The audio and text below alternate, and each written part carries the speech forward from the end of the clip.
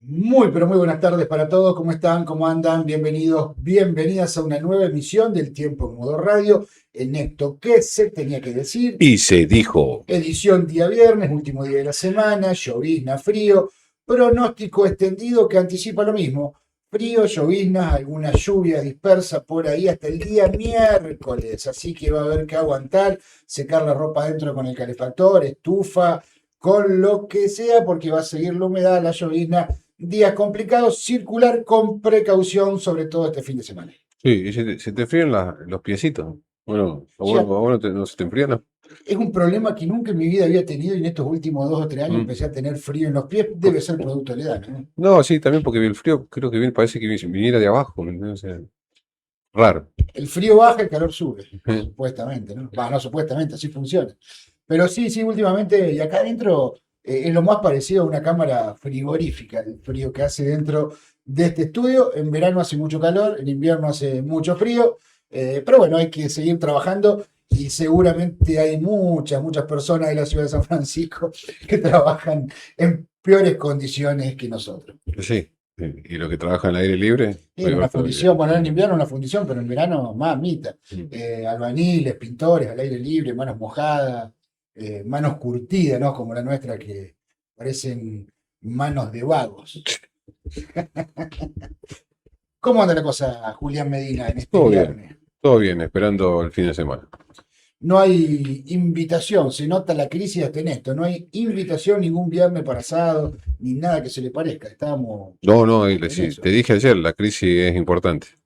Sí, a mí me sorprende no tener un llamado, un mensaje que digan, che, vamos a comer un asadito, o no sé, o lo que sea, una pizza, mirá que no me gusta, pero al menos una pizza a la parrilla, qué sé yo, algo. El motivo no es la comida, sino Sí, juntarse. sí, pero ¿viste?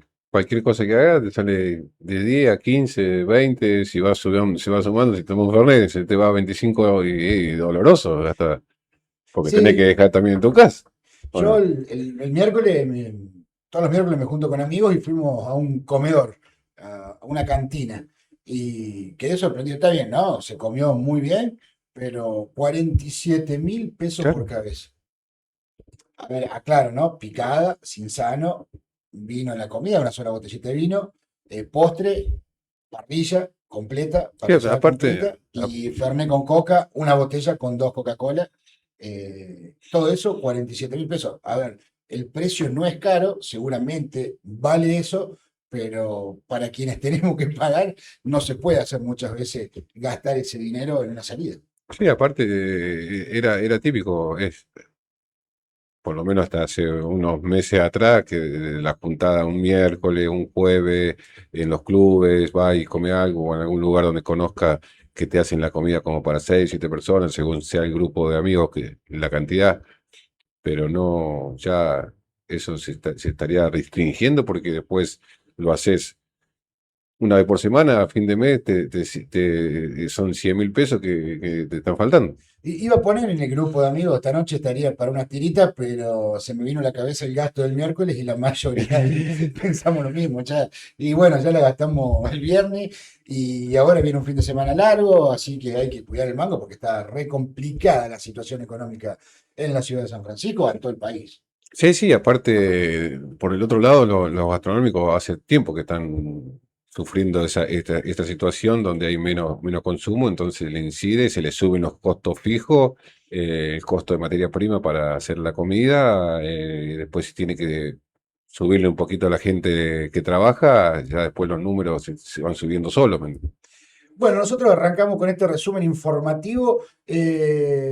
Recién venía para acá, para la radio, para el estudio, y qué quilombo que es calle Caseros. Luego de que se modificó, se bulevarizó el 9 de julio, que la verdad que quedó muy bonito, pero los cambios que se hicieron en el tránsito no han favorecido para nada esta cuestión en Avenida Caseros, lo cual hace que cruzarla es prácticamente un suplicio. Habitualmente tengo que cruzar porque vivo de aquel lado y el tráfico que hay es impresionante. Pasan muchos colectivos que deben ir a la terminal, no sé Sí. por dónde, a gran velocidad, motos, mucho tráfico en una avenida que si bien era ya complicada, en estos últimos meses, luego de los cambios que se implementaron por por la modificación que se hizo el 9 de julio, la bicicenda en altura, hicieron que esta arteria esté cada día más, pero más complicada en el tránsito, una cosa de loco. Sí, lo habíamos dicho que el tránsito en el colectivo iba a ser. Encima aquí en la entrada también de la terminal están haciendo obras y todavía tiene que dar una vueltita más el colectivo por calle que nunca antes pasaba. Y eso perjudica un montón porque son vehículos de gran porte y van normalmente no frenan, porque vamos a ser claro, no van fuerte, pero tampoco cuando llegan a la esquina no frenan porque como son grandotes, tiene que frenar el otro. Se meten la trompa, como Claro, dicen. entonces después ya se empieza a colapsar de cierto modo la arteria esa porque van los que están acostumbrados a ir por ahí, después se tiene que acostumbrar a tratar de esquivar toda esta parte, porque hasta Dante Alighieri que tienen que ir los colectivos. Esta mañana para cruzar, por ejemplo, te doy un ejemplo. Venía por Libertad y para cruzar Caseros estuve por lo menos 3 o 4 minutos sin poder hacerlo porque venían autos de los dos lados y pasaban y pasaban. A ver, vos dirás 3 o 4 minutos no es nada. En un recorrido de acá a mi casa que es de 7, 8 minutos, estar 4 parados para cruzar una arteria no es normal, menos en una ciudad de San Francisco. No soy especialista, pero estaría bueno que la municipalidad tome medidas o vea con especialistas cómo se puede cambiar este tema porque está muy, pero muy complicado Avenida Caseros. Sí, lo que tiene que va creciendo y va creciendo la cantidad de vehículos que hay. Y normalmente en las ciudades grandes, cuando hay muchos vehículos, el cruce entre avenida y avenida tiene que ser por semáforo, no hay otra forma, ¿no? Porque si no, ya después se complica muchísimo, porque cuando uno dobla, pasa una moto, entonces vos querés venir de Consolata y para este lado y cruzarlo y se torna, porque si no te viene de un lado, te viene el otro. Sí, aparte, somos muy respetuosos, ¿no? Yo sé que los vagos que están laburando en apurado, estacionan de ahí de un lado que no se puede estacionar, o estacionan de ahí, o estacionan en Ochava, y te obstaculizan mucho la visión a la hora de cruzarlo, y vos sabés que hay mucho tráfico, las motos no frenan directamente, vienen volando, muchos autos también, o sea, hay una serie de complicaciones y hacen que sea muy, muy peligrosa esa zona. Esperemos que se pueda hacer algo y se pueda mejorar. Seguramente hay personas que saben y son especialistas de este tema que evaluarán y verán qué hacer en una arteria que si bien era transitada, este último tiempo se convirtió en algo mucho, mucho más impresionante la cantidad de vehículos y motos que circulan y a mí me sorprende la velocidad que van la mayoría de motos y autos. Estoy sorprendido, es decir, no tocan el freno, después pasan los accidentes y nos preguntamos por qué. Evidentemente hay fallas desde el Estado y hay fallas de cómo manejamos cada uno de nosotros sin importarnos absolutamente nada, ni tu propia vida casi. Cuando vas en moto y venís a 60, 70 por una avenida que tiene ese tráfico, estás jugando con tu vida prácticamente. Sí, sí, se pone encima cuando vas con dos o tres en la moto, pero todavía. Y también hablando del tránsito, ayer 2 accidentes gravísimos, bueno, uno ayer, otro en la madrugada de hoy ya, en la ruta 19, con pocos kilómetros de diferencia, creo que 4 kilómetros entre uno y otro accidente. En el último de la madrugada falleció una mujer oriunda de Córdoba en un accidente idéntico, idéntico prácticamente a lo ocurrido en la tarde de ayer. Una camioneta chocó de atrás a un camión que transportaba maíz, terminó falleciendo una mujer oriunda de Córdoba. En el primer accidente, que fue en la tarde de ayer, un ratito antes de que comencemos el programa, se confirmó que la persona que falleció tenía apenas 29 años, iba de acompañante en el auto y la familia, mira lo que es una tragedia total, regresaba hacia Río Tercero viniendo de Santa Fe del velorio de un familiar. Así que Sí. tragedia completa. El papá de esa familia que quedó atrapado en el vehículo está internado en el hospital Iturraspe de San Francisco, lo cual marca lo terrible de esta tragedia vial. Venían de un velorio, terminaron falleciendo en un accidente aquí cerca de la ciudad de Frontera y San Francisco. Y si bien en algunos comentarios estaba leyendo, ponen en tela de juicio el estado de la ruta de la autovía, que es cierto, ambos accidentes fueron por alcance, o sea, impactaron de atrás a un camión, lo cual más allá del estado de la ruta habla de errores humanos o se verá en las pericias si estos vehículos que circulaban delante tenían las luces reglamentarias, pero indudablemente para mí tiene más que ver con un error humano que con el estado de la ruta o cualquier otra cuestión. Y la velocidad, circular con precaución, llovizna, hay visión disminuida, también hay que tomar los recaudos. No siempre, si bien el Estado se tiene que hacer cargo de ciertas cosas, no siempre es el culpable de todo lo que ocurre. Sí, sí, aparte fueron dos choques de atrás, ¿me entendés? O sea, es. Sí, no se le puede buscar tanto la vuelta ni echar culpas o responsabilidades al aire, quiero decir, más allá del estado de la ruta, evidentemente esto tiene que ver más con errores humanos.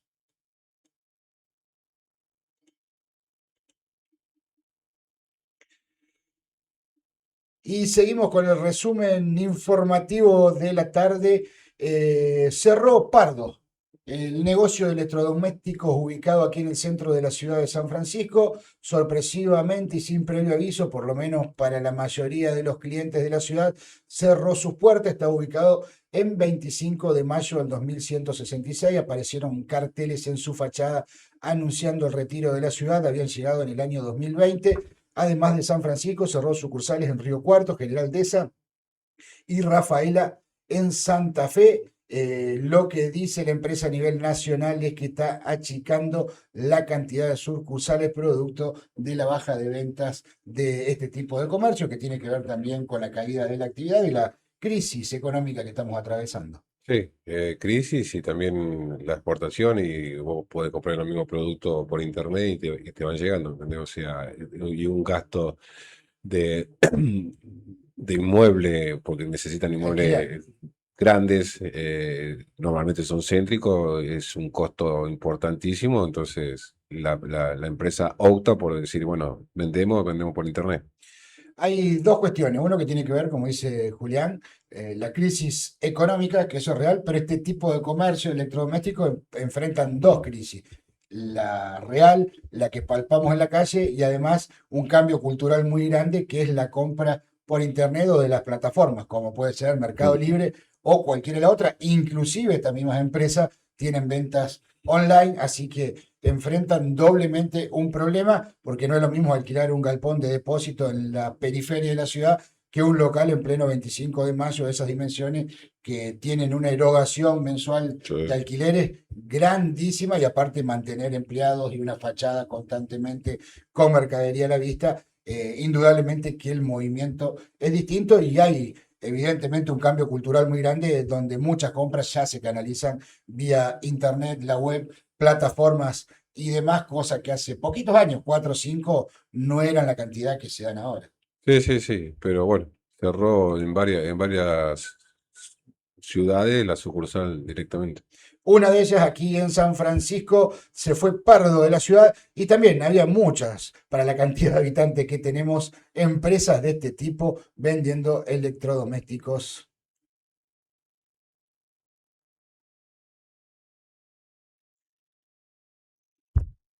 Y antes de pasar a temas judiciales muy importantes que tenemos, estuve en comunicación con gente que me habló de la familia Bruno. ¿Quién es la familia Bruno?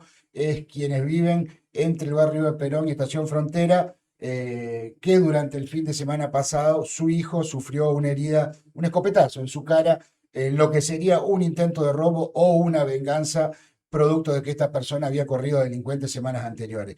En primer lugar, este joven se encuentra internado en Santa Fe, sigue internado en Santa Fe, recuperándose de las lesiones. Tuvo algún tipo de problema, me decía, alguna infección o algo por el estilo, pero sigue recuperándose de las heridas que le provocaron el sábado a la madrugada pasado. Pero ¿cuál es el problema ahora? En esa vivienda quedaron dos personas mayores, que son los padres de este chico, y están muy preocupados por lo que puede ocurrir esta noche de viernes, teniendo en cuenta que se van a cumplir una semana de este grave hecho y manifiestan que han pasado varias veces por hechos delictivos y están muy, muy preocupados.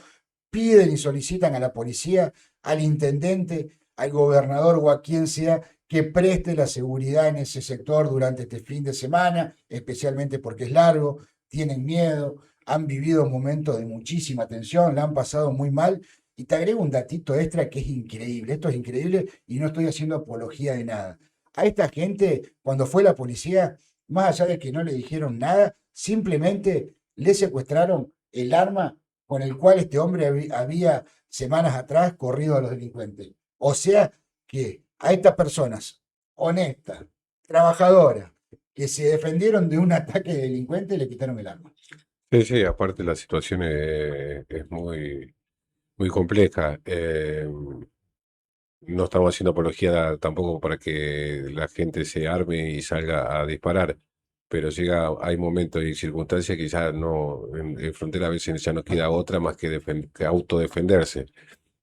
Por eso la preocupación de los vecinos y esto genera una ola de violencia tremenda. O sea, ya pasaron una semana, va a pasar una semana y aunque se sabe quiénes fueron, tampoco están detenidos No. ni están buscados. Sí, yo con esto pensaba antes de decirlo, no quiero alertar a nadie, porque también contar esto, en vez de lograr que lo protejan, podés hacer el efecto contrario, que algún vivo analice lo que nosotros estamos diciendo y lo aproveche. Pero es la realidad lo que está pasando, así que desde aquí le pedimos encarecidamente a la policía que mantenga patrullajes esta noche sobre ese sector. Creo, tendría que ser evidente, el mismo fiscal, todos los que intervienen deberían bajar una orden sabiendo lo que pasó, pero a ver, sería sentido común total y absoluto, el intendente comunicándose con la fuerza. No sé, me parece a mí que si estuviéramos cualquiera de nosotros en ese lugar sería lo primero que le pediríamos. Miren, pasó esto, tengan ojo, tengan precaución, fíjense en ese lugar, es muy caliente. Sin embargo, por lo que me cuentan, la policía fue en ese momento, desapareció y sigue tan olvidado como siempre ese lugar. Y recién Julián, sin dar cuestiones concretas, estábamos leyendo comentarios, cosas que nos llegan, Mm. que nos pasa gente de frontera y que dan a conocer en redes sociales que por ahí no lo podemos comentar directamente porque no lo podemos certificar, pero hablan de un montón de hechos delictivos nuevamente durante la madrugada de ayer, hechos graves de violencia, o sea, esto sigue de la misma manera. Sí, y el problema es que se van amenazando por las redes y la persona que es escrachada porque hizo un delito, o sea, no reacciona de la mejor manera. ¿Me entendés? Entonces ahí va y ocurre lo que le pasó a esta persona que por venganza y porque no pudieron llevarse lo que querían, fueron y le tiraron un tiro en la cara.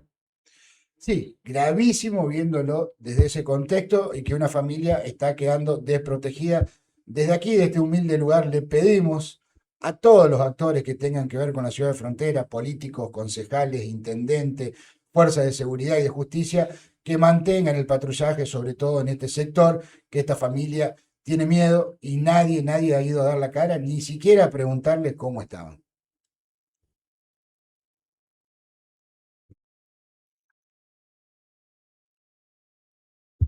Ahora vamos a pasar a judiciales barra política.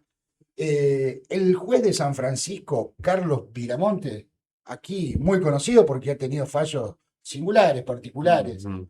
y dándole algunas veces una interpretación distinta a cuestiones que parecían saldadas.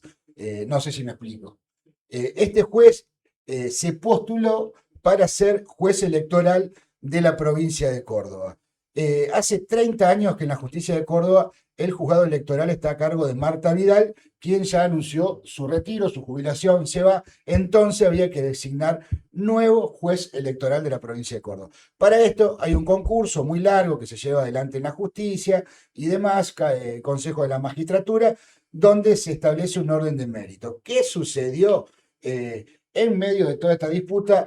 La oposición salió a criticar duramente al gobierno provincial, manifestando de que el gobernador Martín Sarsora tenía favoritismo a través de su condición de gobernador para favorecer esta designación de nuevo juez y manifestaba que el proceso en el cual se hacía no era de lo más transparente y apuntó en uno de estos temas el propio Luis Juez a Viramonte, a quien acusó de ser el caballo del comisario, o sea, ser favorecido por Martín Sarsora.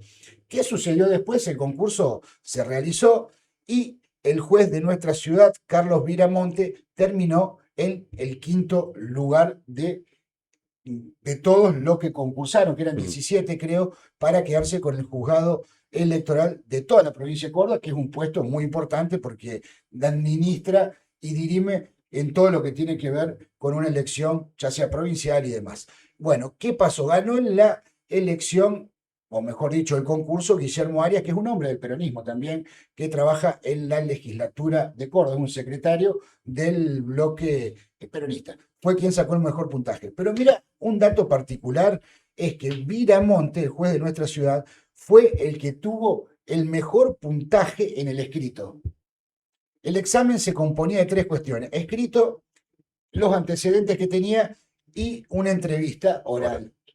En el escrito, que para mí era el más importante, el juez Viramonte sumó 36 puntos. Sacó el puntaje más alto de todos los que concursaron y tenía 11,40 puntos por antecedentes. Sin embargo, cuando llegó a la entrevista, logró 29 sobre 40 puntos. 29 sobre 40 puntos. Y acá está la cuestión en donde, en un descargo que hizo hoy el juez Viramonte, si bien no lo dice explícitamente, pero si sabés leer entre líneas, y tampoco tanto entre líneas, de entender que las declaraciones de Luis Juez lo perjudicaron enormemente y por eso cayó su puntaje a la hora de la entrevista, porque además aparentemente se lo preguntaron en la entrevista si era cierto que era cercano al gobernador Zarzora. Además, Juez argumenta que le quiere dar ese cargo a Zarzora porque Viramonte es de San Francisco. Y ahí hay un error: Viramonte está en San Francisco trabajando, pero no es oriundo de la ciudad de San Francisco, y Viramonte, en un escrito que publicó en la jornada en las últimas horas,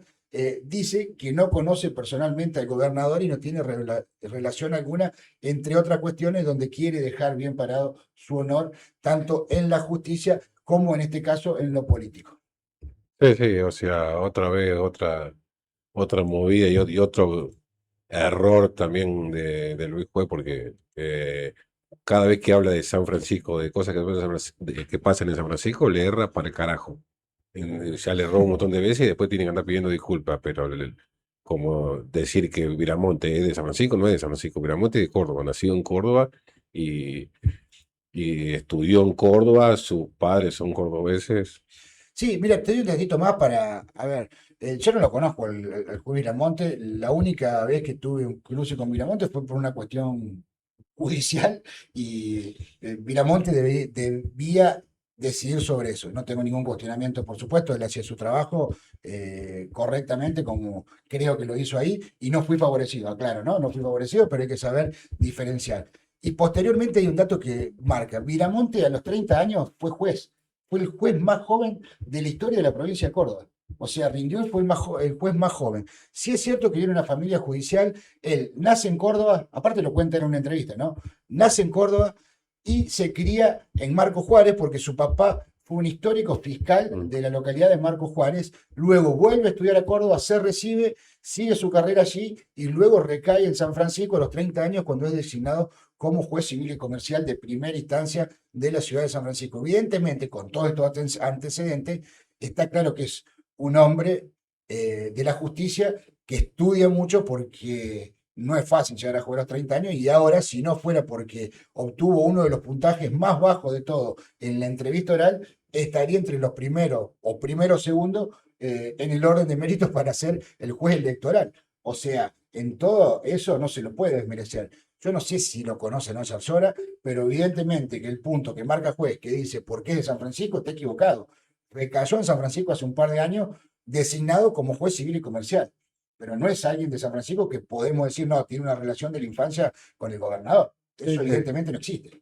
Lo que tiene que juez ya viene de que esa vez perdió por poco las elecciones, diciendo que se roban todas las elecciones, o sea, diciéndolo como si nada fuera la gravedad y por qué no hace una denuncia bien. Bueno, lo de juez ya es inédito, o sea, que se dedica a la comedia, que se dedique al teatro, no sé qué haga, de verdad, pero que deje la política, porque no sé si nos estaría dando cuenta de que ya ningún cordobés lo apoya.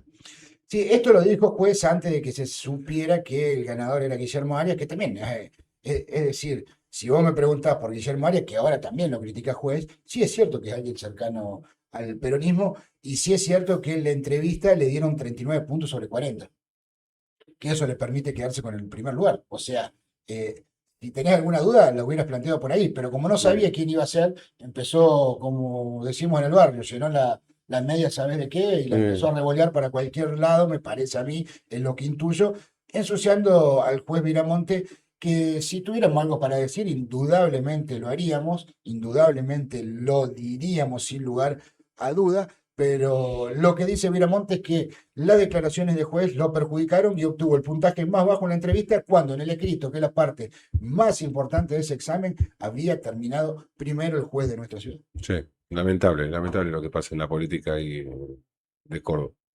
Bueno, judicial, política y juez otra vez opinando sobre San Francisco, conociendo poco, muy poco de la realidad de lo que pasa en nuestra ciudad.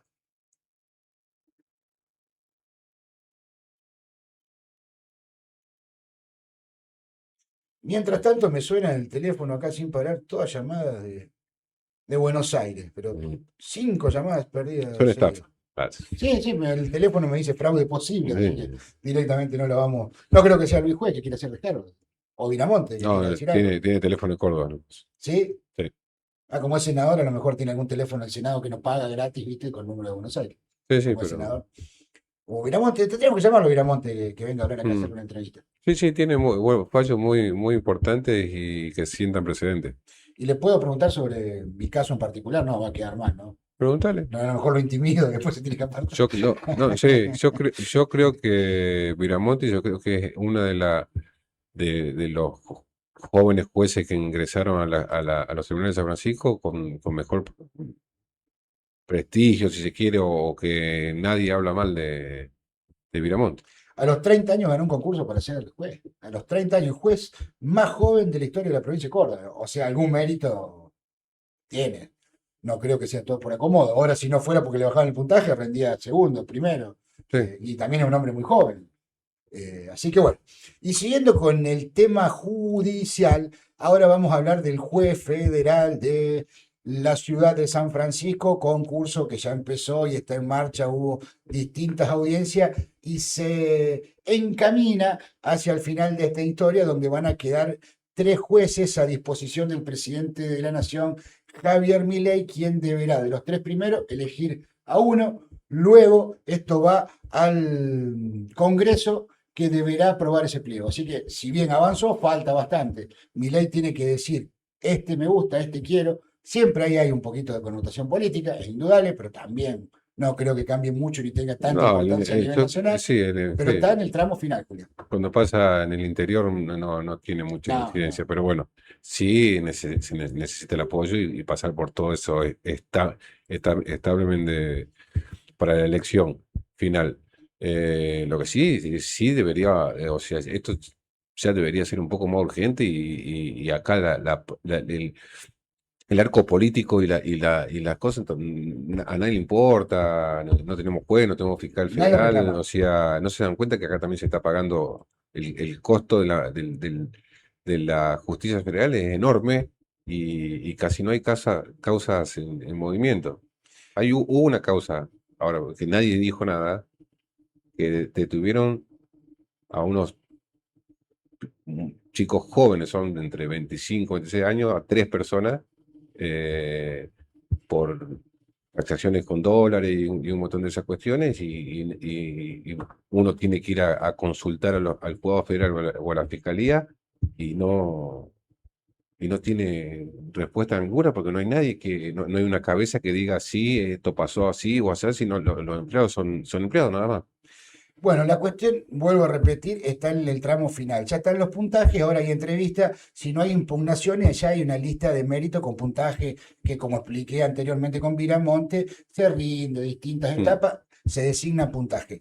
En el orden de mérito está primero Santiago Díaz Caferata. ¿Quién es Santiago Díaz Caferata? Es el actual sí, secretario civil del juzgado, perdón, de la Fiscalía de San Francisco. Este de la hombre fiscalía del juzgado, de la del juez, Fiscalía, de de la la fiscalía Fiscalía, de acá. de San Francisco, Sí, exactamente. Este hombre ya había rendido en el 2020 para ser juez de San Francisco y había estado en el lugar número 1, o sea, tenía el mejor puntaje para ser elegido juez. ¿Qué pasó en aquel momento?